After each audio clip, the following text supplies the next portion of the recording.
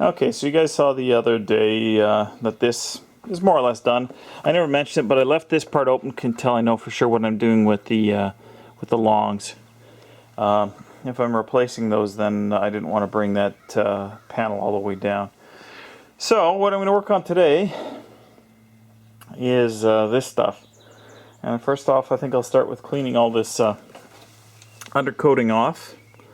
See how I can do that.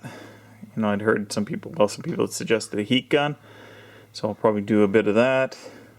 Air line, if I can get up underneath it. You might even blow it off because this stuff wasn't that well adhered. And then the next thing I guess I'll start off with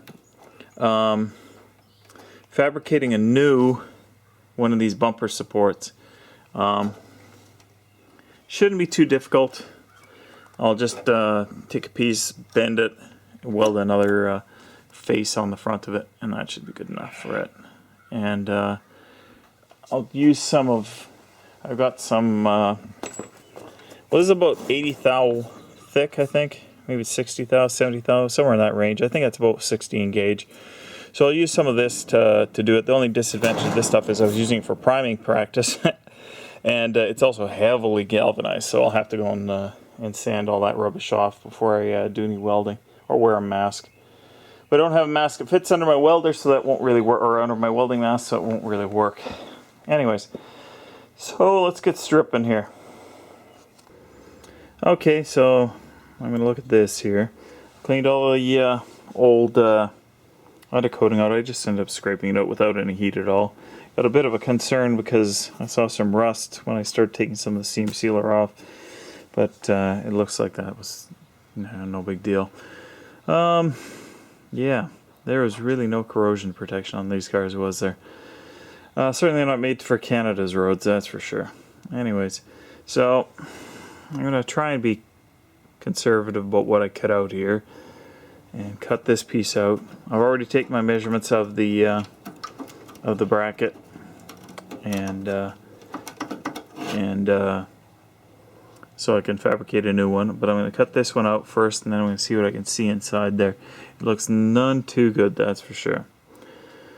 Yeah, I would say that probably the best bet would be to fix this front, I guess it's, I don't know if it's a valance or just call it front panel, but regardless, fix that first. You know, redo these edges because they were just spot welded on. You can kind of see the seam there. So the structure underneath it doesn't seem too bad. You know, laugh, but nevertheless. Let's see how we go here. I'm a little concerned about what I'm seeing back there, but I can't really see it that well. I think what it is the front panel joins onto another piece inside of here. They certainly believe in spot welding a lot of different pieces together. Nothing was one big piece.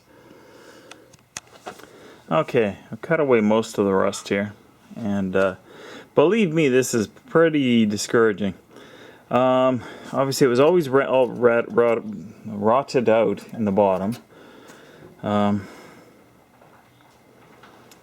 You know, I cut that, basically that whole section where the bumper mount was attached to out. I cut out a good part of this inner piece here. This piece here wraps around and ties into this, and is also spot welded over here to the front piece. Yeah, I think what I'm going to have to do is probably just cut this right along here to preserve this mount for the other thing there. And basically I'm thinking a top to bottom piece, right, you know, cut it right down along here. And like, the only reason I might be tempted to try and save this piece here is to preserve the location of that. But you know, if I cut it off and weld it back on, I can weld it back on where it needs to be anyways. It's just a brace for the fender, so it's not exactly critical.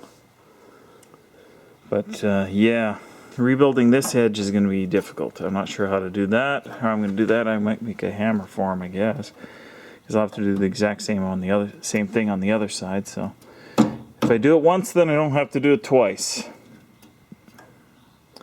And then this inner piece is, I've already poked away most of it, but it's kind of a indented triangular piece that's got this drainage pipe for the lights going through it, and it attaches around the perimeter to that same seam that is part of this. So that is probably going to have to be, I'm going to try and make it out of one piece, and I'm hopeful that I can try a little hammer form trick on that one as well. But we'll have to see how we go. Yeah, well, this isn't getting done by yapping.